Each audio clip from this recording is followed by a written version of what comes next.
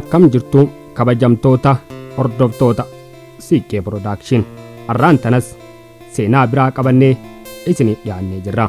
Hanga xumura qophichaatti nu faana tura.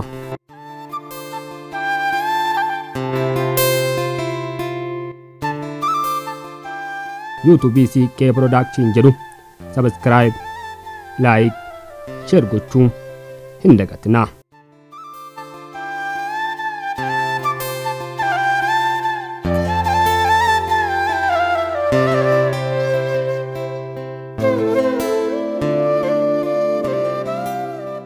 Namoonni hedduun qaroo dhabuun akka waan hunda dhabuutti ilaalu. Garuu qaroo dhabanii waan fedhan ta'uun akka danda'amu fi kiyyarratti argeera jedha qindeessaan muuziqaa Ibraahim Said.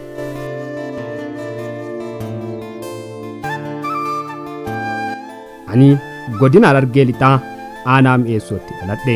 Bakka dhaloota kiyyaa waggaa 8 caalaa hin jiraanne.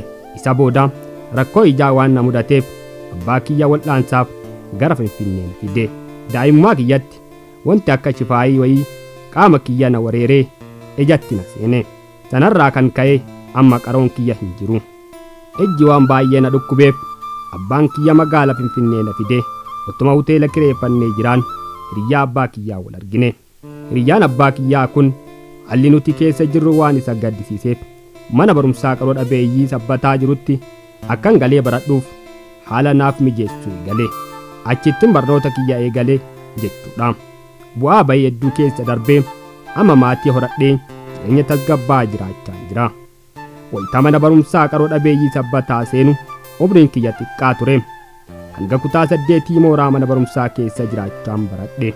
Jireenya kiyyallee asumatti eegale jechuun ni danda'ama. Achittis mooraa keessa namoota bakka garaagaraa irraa dhufanii wal bareera. Kutaa 9 wayita ga'u mootummaan mallaqa muraasa naaf kaffalee mana kireeffachuun barnoota koo itti fufee. Barnoota koo kutaa 11ffaa fi 12ffaa Finfinneetti baradhe. Wayita mooraa sabbataa turetti barnoota kiyya cinatti ogummaa biroos shaakalaa ture. Waan namni biraa hojjetu hedduu akkan hojjedhuu danda'u mooraa kana keessatti baradhe. Keessattuu an jaalala fedhii muuziqaa qabu guddaa waan tureef meeshaalee muuziqaa taphachuun nan heddummeessa ture. Meeshaalee muuziqaa kanneen akka ulullee, kiraaraa, masiinqoo fi kanneen biroo taphachuun eegale. Achumarraa dandeettii muuziqaa horachaan deeme. Wanti guddaan hamilee fi dandeettii qabaachuun ofitti amanuudha. Qaama keenya keessaa tokko waan hir'ateef hojiidhaan ala taane irra jedhanii taa'uun waan hin malleedha. Inumaa qaama keenya kan nagaa qabutti haalaan fayyadamnuu dhabuun bakka buufachuu dandeenya. Akka carraa ta'e qaroon ija kiyyaa wayita baddu gurri kiyya naaf hojjechuu eegale. Ani amma gurra 4 qaba jechuu nan danda'a. Gurra kiyyatti baay'een fayyadama.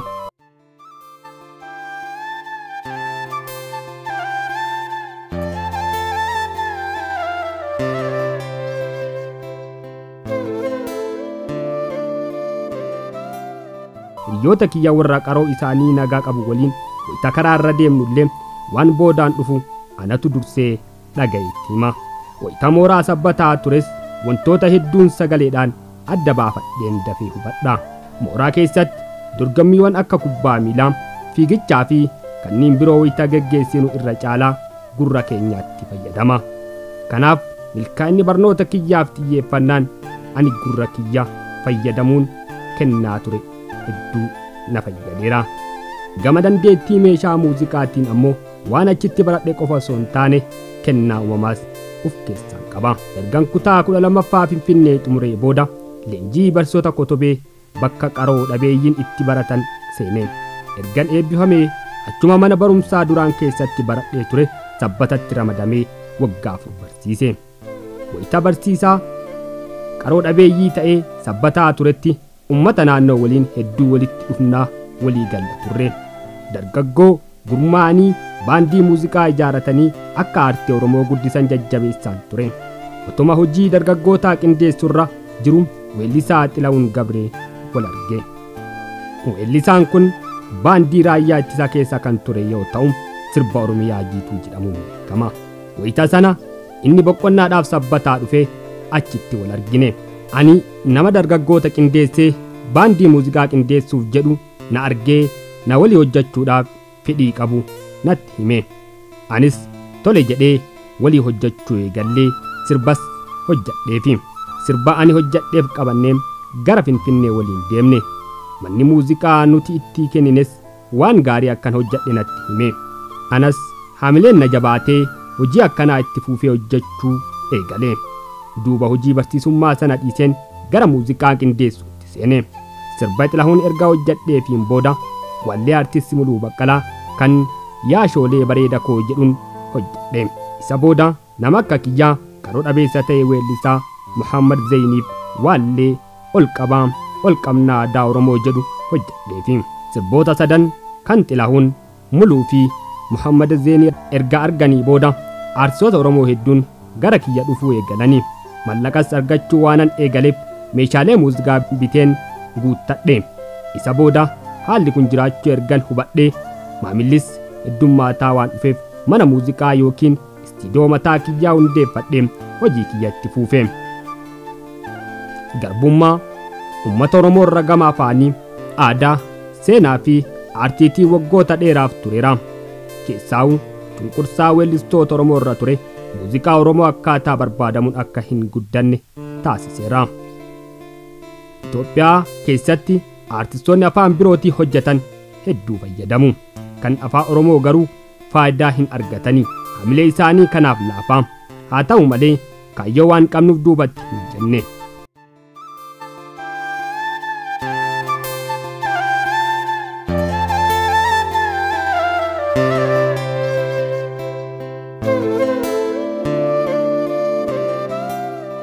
Konsartii irratti affeeramnee mallaqa guurachuu baannus mirga uummata keenyaaf dhaabbanneerra. Ga'een kiyyas kanuma keessatti ilaalama. Mallaqa kanan argadhu aartistoota keenyaaf muuziqaa qindeessuudhaani. Aartistoonni keenya immoo akkuma beekamu harka qalleeyyiidha. Kanaaf waluma deeggarree hojjannaa kaaniif kaffaltii malee nan hojjedha. Bu'aa guddaa hin qabu garuu gammachuu guddaan qaba. Jalqabas hojii mootummaa dhiisee fedhii kiyyaan aartiitti seene. Aartiitti ergan seenee waggaa 11 ta'eera. Ergasii jijjiirama gama aartii Oromootiin dhufe wayita ilaalu anis ga'ee koo waan keessa jiruuf hedduu gammada. Haala kanaan guddinni aartii Oromoo bu'uura keenyaa fi faayidaa mallaqaa boodaayyuu ni dhufa. Ammaaf qalbiin kiyya gammachuu guddoo qabdi. Hanga ammaatti weelliiwwan aadaa, warraaqsaa fi kan jaalalaa hedduu qindeessee hawaasa biraan geenyeerra.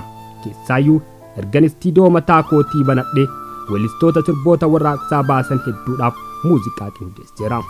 Hojii muuziqaa qindeessuutiin alatti dandeettii hagas mara qabaachuu baadhullee yeedaloodhaan weellistoota gargaaruuf fedhii qaba. Yeedaloo baasuudhaan muuxannoo horadheera.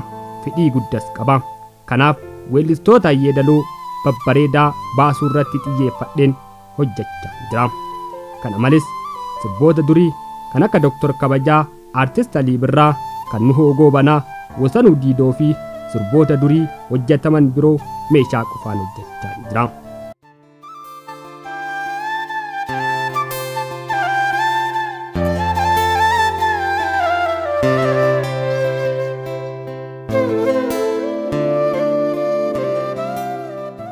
Haalli kun afaanota Itoophiyaa biroo keessatti baratamullee kan afaan Oromoo gama kanaan booddee jira. Gama kanaanis ga'ee kiyya gumaachuun barbaada.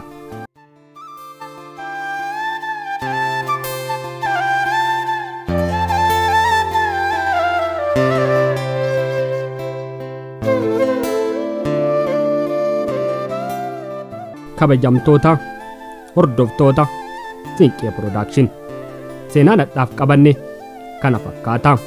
Hanga kabiraatii walitti deebinutti YouTube Siinqee Production jedhu subscribe, like, share gochuu nu bira dhaabbadhaa. Horaa bulaa deebanaa.